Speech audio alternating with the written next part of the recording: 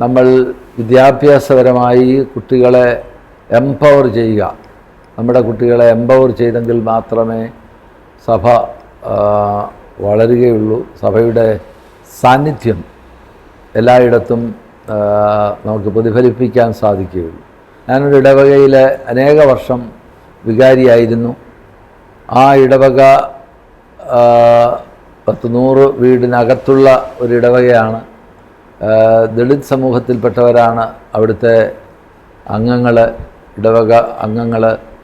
അപ്പോൾ ഞാൻ ചെല്ലുമ്പോൾ അവിടെ അവർ പാറയടിച്ച് ജീവിക്കുന്നവരാണ്, കല്ലടിച്ച് ജീവിക്കുന്നവരാണ്.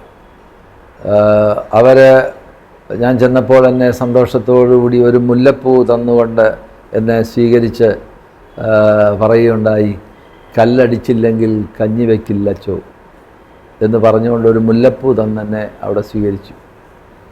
അപ്പോൾ ഞാൻ അവിടെ വികാരിയായി ചുമതലയേറ്റു. ചാർജ് എടുത്തു കഴിഞ്ഞിട്ട് ഞാൻ മനസ്സിലാക്കിയ ഒരു കാര്യം, അവിടെ മുതിർന്ന തലമുറയിൽപ്പെട്ടവരെ ഇനിയും നമുക്ക് രക്ഷപ്പെടുത്താൻ സാധിക്കുകയില്ല. കാരണം അവർക്കൊരു ജോലിയോ അങ്ങനെയുള്ളതൊന്നും അവരെ ഏതെങ്കിലും രീതിയിൽ ഉയർത്താൻ സാധിക്കുകയില്ല എന്ന് എനിക്ക് മനസ്സിലായി. ഇനി അവരെ ആ ഇടവകയെ ഉയർത്തണമെങ്കിൽ അവിടെയുള്ള കുട്ടികളെ, ഇളം തലമുറയിൽപ്പെട്ടവരെ പഠനത്തിലൂടെ മാത്രമേ അവരെ വളർത്താൻ സാധിക്കുകയുള്ളൂ എന്ന് ഞാൻ മനസ്സിലാക്കി.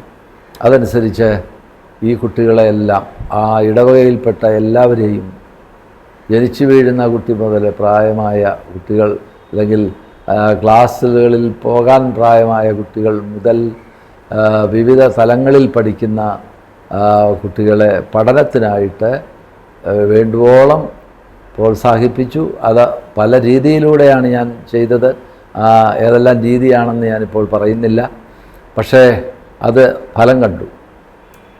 അന്ന് ഒരു ചെറിയ ഒരു ഓലഷെഡ് മാത്രമായിരുന്ന ആ പള്ളി ഇന്ന് എൻ്റെ ജൂബിലിയുടെ സ്മാരകമായി ഞാൻ ആ ഇടവകയ്ക്ക് ഒരു ദേവാലയം സ്ഥാപിച്ചു കൊടുത്തു. അവിടെ ഈ കുട്ടികളെല്ലാവരും തന്നെ ഇന്ന് പഠിച്ച് എല്ലാവരും ഡിഗ്രി ഉള്ളവരാണ്, PG ഉള്ളവരാണ്. അതുപോലെ തന്നെ 2 MBBS ഡോക്ടേഴ്സുണ്ട്. അതുപോലെ MTech, BTech കഴിഞ്ഞവരുണ്ട്, MTech കഴിഞ്ഞവരുണ്ട്, ഓൺട്രപ്രണേഴ്സുണ്ട്. അങ്ങനെ അവരെ പഠിപ്പിച്ച് അല്ലെങ്കിൽ വളർത്താൻ സാധിച്ചത്, പഠനത്തിലൂടെ വളർത്താൻ സാധിച്ചത് വഴിയായിട്ടാണ് എനിക്കത് സാധിച്ചതെന്ന് ഞാൻ കരുതുകയാണ്. അപ്പോൾ അവരെല്ലാം അതോടൊപ്പം അവർക്ക് പിന്നീട് എനിക്ക് മനസ്സിലായി, ഒരു ഷെഡാണുള്ളത്, അവരെ കൊണ്ടൊരു പള്ളി വയ്ക്കാൻ സാധിക്കുകയില്ല എന്ന് മനസ്സിലാക്കിക്കൊണ്ട് എൻ്റെ രജത ജൂബിലിയുടെ സ്മാരകമായി അവിടെ ഒരു പുതിയ പള്ളി, സാമാന്യം നല്ല അവർക്കാവശ്യമുള്ള ഒരു മനോഹരമായ ഒരു ദേവാലയം അവർക്ക് വേണ്ടി വെച്ചു കൊടുക്കാൻ എനിക്ക് സാധിച്ചു. അങ്ങനെ അതോടൊപ്പം തന്നെ അവിടെ വീടുകൾ ഇല്ലാതിരുന്ന ആളുകളുണ്ടായിരുന്നു. വീടുകൾ ഇല്ല, പലർക്കും വീടുകളില്ല. എല്ലാവർക്കും വീട് വെച്ചു കൊടുക്കാനായിട്ടും എനിക്ക് സാധിച്ചു. അങ്ങനെ ഒരു സമൂഹത്തെ, ഒരു ഇടവകയെ വളർത്തുന്നതിന്, ഒരു സമൂഹമായി നല്ല ഒരു ഇടവകയായി വളർത്തുന്നതിന് സാധിച്ചു എന്നുള്ളതും ഈ അവസരത്തിൽ ഓർക്കേണ്ട ഒരു കാര്യമാണ്. അതുകൊണ്ടാണ് ഞാനത് അത്രയും പറഞ്ഞത്. പിതാവ് ഇപ്പോൾ പറയുകയുണ്ടായി, വിദ്യാഭ്യാസപരമായി കുട്ടികളെ നമ്മൾ എംപവർ ചെയ്യണമെന്നുള്ളത്. അപ്പോൾ നമ്മളിപ്പോൾ നോക്കിക്കഴിഞ്ഞാൽ ഇപ്പോൾ പുതിയതായിട്ടുള്ള ട്രെൻഡാണ് പ്രത്യേകിച്ച് നമ്മുടെ കാത്തലിക് യൂത്തിന്റെ ഇടയിൽ കുട്ടികൾ പഠനത്തിനായിട്ടാണെങ്കിലും ജോലിക്കായിട്ടാണെങ്കിലും കൂടുതൽ യുവജനങ്ങൾ വിദേശ രാജ്യങ്ങളിലോട്ട് പോകുന്നുണ്ട്. അപ്പോൾ കേരള PSCയുടെ ഇന്റർവ്യൂ ബോർഡിലൊക്കെ ഒരു മെമ്പറായിരുന്ന ഒരു വ്യക്തിയാണ് പിതാവ്. അപ്പോൾ ഈ ഒരു സംഭവത്തെ പിതാവ് എങ്ങനെയാണ് നോക്കിക്കാണുന്നത്? കാരണം ഇതിന് വലിയൊരു പ്രശ്നമുണ്ട്. കാരണം നമ്മുടെ ക്രൈസ്തവരുടെ അംഗസംഖ്യ കുറയുന്നു, അല്ലെങ്കിൽ ക്രൈസ്തവ യുവജനങ്ങളുടെ അംഗസംഖ്യയൊക്കെ ഇവിടെ ഇപ്പോൾ വളരെ കുറവാണ്. അപ്പോൾ ഈ ഒരു പ്രശ്നം പിതാവ് എങ്ങനെയാണ് നോക്കിക്കാണുന്നത്? ഈ ഒരു ചോദ്യം അത്യന്തം വേദനാജനകമായ ഒരു കാര്യമായിട്ടാണ്, ഒരു വിഷയമായിട്ടാണ് എനിക്ക് പലപ്പോഴും തോന്നിയിട്ടുള്ളത്. ഇതിനെ ചില നേതാക്കന്മാർ, സഭാ നേതാക്കന്മാർ വേറൊരു രീതിയിൽ ചിന്തിക്കുന്നുണ്ട് എന്നുള്ളത് ഞാൻ മറച്ചു വയ്ക്കുന്നില്ല. അത് ഇവിടെ നഷ്ടപ്പെട്ടാലും വേറെ ഏതെങ്കിലും ഒരു സ്ഥലത്ത് അവരെല്ലാം പോയി ജീവിക്കുകയാണ്. അവിടെ സഭ വളരുകയല്ലേ ചെയ്യുന്നത്, അവിടെ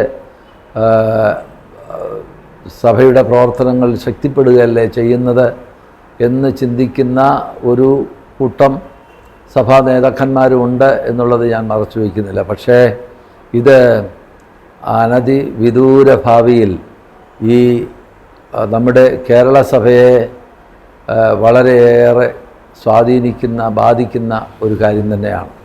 ഇപ്പോൾ തന്നെ നമ്മൾ പള്ളികളിൽ പോകുമ്പോൾ, ഞാൻ മിക്കവാറുമുള്ള മലങ്കര സഭയിലെ പള്ളികളിലെല്ലാം പോയിട്ടുണ്ട്. പോകുമ്പോൾ കാണുന്ന വളരെ സങ്കടകരമായ ഒരു കാര്യം, അവിടെ യുവജനങ്ങളുടെ സാന്നിധ്യം തുലോം കുറവാണ്, വേണമെങ്കിൽ ഒട്ടും തന്നെ ഇല്ല എന്ന് വേണമെങ്കിൽ പറയാം. കുറേ മധ്യവയസ്കരും വയസ്സരുമായ ആളുകളുടെ ഒരു കൂട്ടമായി ഇടവകൾ സഭകൾ മാറുന്നുണ്ട്. ഒരുപക്ഷെ പെരുന്നാളുകളോടനുബന്ധിച്ച് ഏതെങ്കിലും വിശേഷ ദിവസങ്ങളിൽ മാത്രമാണ് അവരെല്ലാം ഇതിൽ സംബന്ധിക്കുന്നതിനായിട്ട് പുറം നാടുകളിൽ നിന്ന് എത്തുന്നത്. അല്ലെങ്കിൽ സാധാരണഗതിയിൽ ഇപ്പോൾ നമ്മുടെ പള്ളികളെല്ലാം അപ്രകാരമുള്ള ഒരവസ്ഥയിലാണ് കാണപ്പെടുന്നത്. ഇത് ഞാനോ അല്ലെങ്കിൽ ഇവിടെയുള്ള കത്തോലിക്ക സഭയോ മാത്രം അതിനൊരു പരിഹാരം കാണാൻ സാധിക്കുകയില്ല. എന്തോ കുട്ടികളുടെ ഒരു വലിയ ട്രെൻഡാണ്, ഈ യുവാക്കളുടെ ഒരു ട്രെൻഡാണ് ഇവിടെ പഠനം, പ്രത്യേകിച്ച് +2 ഒക്കെ പഠിച്ചു കഴിഞ്ഞിട്ട് ഇവിടെ നിന്ന് യാത്രയാവുക, ഇവിടെ നിന്ന് കയറിപ്പോവുക എന്നുള്ളത്. പെൺകുട്ടികളാണെങ്കിൽ ഭൂരിഭാഗവും നേഴ്സിംഗ് എന്ന പ്രൊഫഷനിലൂടെയാണ് അവർ നേടിയെടുത്ത് മറ്റ് രാജ്യങ്ങളിലേക്ക് പോകുന്നതിന് അവർ പരിശ്രമിക്കുന്നത്. ഈ ഒരു പ്രതിഭാസത്തെ നമ്മൾ കുട്ടികളെ കുറ്റപ്പെടുത്താൻ സാധിക്കുമെന്ന് എനിക്ക് തോന്നുന്നില്ല, യുവാക്കളെ. കാരണം ഇവിടെ നമ്മുടെ ഈ കേരളത്തിൽ ഇങ്ങനെ പറയുമ്പോൾ ഏതെങ്കിലും ഒരു ഗവൺമെൻറ്റിനെ നിശ്ചിതമായി വിമർശിക്കുകയാണെന്ന് കരുതേണ്ട ആവശ്യമില്ല. നമ്മുടെ കേരളത്തിൽ ജീവിക്കുന്നതിന് കുട്ടികൾക്ക് അന്തസ്സോടെ ഒരു പഠനം കഴിഞ്ഞാൽ ഒരു ജോലി ചെയ്ത് ജീവിക്കാനുള്ള ഒരു സാഹചര്യം, അല്ലെങ്കിൽ പഠനം കഴിഞ്ഞ് ഒരു ജോലി കിട്ടുമെന്നുള്ള ഒരു അഷ്വറൻസ്, ഒരു തീരുമാനം അവർക്ക് കാണാൻ സാധിക്കുന്നില്ല. ഇവിടെ നിന്നാൽ എന്ത് എന്നുള്ളതാണ് അവരുടെ ഒരു ചോദ്യം. ഇവിടെ നമ്മൾ പറയുകയുണ്ടായല്ലോ, ഒരു TTC അല്ലെങ്കിൽ B.Ed, നെറ്റ്, സെറ്റ് ഇതെല്ലാം പാസ്സായി കഴിഞ്ഞാൽ ഇവിടെ പണ്ട് ജോലി എപ്പോഴെങ്കിലും കിട്ടുമെന്നുള്ള ഒരു പ്രതീക്ഷ നമ്മുടെ യുവജനങ്ങൾക്കുണ്ടായിരുന്നു. പക്ഷേ ആ ഒരു പ്രതീക്ഷയും ഇപ്പോൾ അണഞ്ഞിരിക്കുകയാണ്. അപ്പോൾ ഇവിടെ നിന്നാൽ എന്ത് എന്നുള്ള ഒരു വലിയ ചോദ്യം അവരുടെ മുൻപിലുണ്ട്. ഇവിടെയാണെങ്കിൽ ഒരു പുതിയ എന്തെങ്കിലും ഫാക്ടറികളോ അല്ലെങ്കിൽ പുതിയ സംരംഭങ്ങളോ കേരളത്തിലേക്ക് വരുന്നില്ല. ഒരു ജോലി ലഭിക്കുന്നതിനുള്ള സാധ്യത വളരെ തുച്ഛമാണ്, അല്ലെങ്കിൽ സാധിക്കുന്നില്ല. അതുകൊണ്ട് ഈ കുട്ടികൾ എന്തു ചെയ്യും? കൂടുതൽ പേരും, പ്രത്യേകിച്ച് പെൺകുട്ടികൾ ഇതിലേക്ക് തിരിയുന്നതിൻ്റെ കാരണം നേഴ്സിംഗ് പഠിച്ചു കഴിഞ്ഞാൽ വിദേശത്ത് പോകാൻ സാധിക്കും, എളുപ്പമാണ്, ജോലി കിട്ടും എന്നുള്ള ഒരു ചിന്ത അവരുടെ മേലുണ്ട്. അതുകൊണ്ടാണ് പഠനം കഴിഞ്ഞ് ഉടനെ വെളിയിലേക്ക് പോകാനായിട്ട് ശ്രമിക്കുക. ആൺകുട്ടികളും മിക്കവാറുമൊക്കെ ഈ ഒരു നേഴ്സിംഗ് പഠനത്തിലേക്കാണ് അവരും പറ്റുമെങ്കിൽ നേഴ്സിംഗ് പഠനത്തിനായിട്ട് പരിശ്രമിക്കുകയാണ്. കാരണം ഇവിടെ നിന്ന് പ്രതീക്ഷയിൽ നശിച്ച ഒരു സമൂഹമായി, അല്ലെങ്കിൽ നശിച്ച ഒരു യുവജനം ആയി മാറി. അവരെ കുറ്റപ്പെടുത്തുവാൻ ഞാൻ ഒട്ടും തയ്യാറല്ല. അവരുടെ കുറ്റമല്ല അത്. ഈ സമൂഹം അല്ലെങ്കിൽ ഈ ഗവൺമെൻറ് ചെയ്തു കൊടുക്കേണ്ട ചില കാര്യങ്ങൾ ചെയ്യാത്തത് കൊണ്ടാണ് ഇപ്രകാരം കുട്ടികൾ മറ്റ് രാജ്യങ്ങളിലേക്ക് മൈഗ്രേറ്റ് ചെയ്യുന്നത്. ഇതുവരെയും കാനഡ എന്ന് പറയുന്ന ഒരു രാജ്യം, ഞാൻ ഒരു പ്രത്യേക രാജ്യത്തെക്കുറിച്ച് പറഞ്ഞ, അവർക്ക് പ്രതീക്ഷയായിരുന്നു ഇവിടെയുള്ള യുവജനങ്ങൾക്ക് അവിടെ പോയാൽ ഒരു ജോലിയൊക്കെ കിട്ടും എന്നുള്ള ഒരു പ്രതീക്ഷയും ഉണ്ടായിരുന്നു. പക്ഷേ ഇപ്പോൾ അതും തച്ചുടയ്ക്കപ്പെട്ടിരിക്കുകയാണ്. അവിടെ പോയാലും രക്ഷയില്ല. അവിടെ പോയി പഠിക്കുന്നവർ അവിടെ സ്ഥിരതാമസമാക്കാനോ ഒന്നും സാധിക്കാതെ അവർ നിരാശരായി തിരികെ വരേണ്ട ഒരവസ്ഥയിലാണിപ്പോൾ എത്തിയിരിക്കുന്നത്. അപ്പോൾ യുവജനങ്ങളുടെ ഈ ഒരു കുടിയേറ്റം അത്യന്തം ആശങ്കയോടും കൂടിയാണ് സഭ മുഴുവനും കാണേണ്ടത്. ഇതിന് സഭയ്ക്ക് വളരെയേറെ പരിമിതികളുണ്ട്. എന്താണ് സഭ ചെയ്യാൻ സാധിക്കുന്നത്? സഭയ്ക്ക് എന്ത് ചെയ്യാൻ സാധിക്കും ഈ ഒരു കാര്യത്തിൽ? ഇവിടെ എല്ലാവർക്കും ജോലി കൊടുക്കാൻ സഭയ്ക്ക് സാധിക്കുമോ? അല്ലെങ്കിൽ ഒരു സംരംഭകം നമുക്ക് തുടങ്ങാൻ സാധിക്കുമോ? അതൊക്കെ നമ്മെ സംബന്ധിച്ച് വലിയ പ്രശ്നങ്ങളുള്ള സഭയുടെ ഭാഗത്തു നിന്നുള്ള ഒരു പ്രശ്നമാണ്. അതേസമയം നമ്മുടെ ആളുകളാണ് ഏറ്റവും കൂടുതൽ പോകുന്നത് എന്നുള്ളതും അതിൻ്റെ കാരണങ്ങളൊന്നും ഞാൻ അതിലേക്ക് കടക്കാൻ ഞാൻ ആഗ്രഹിക്കുന്നില്ല.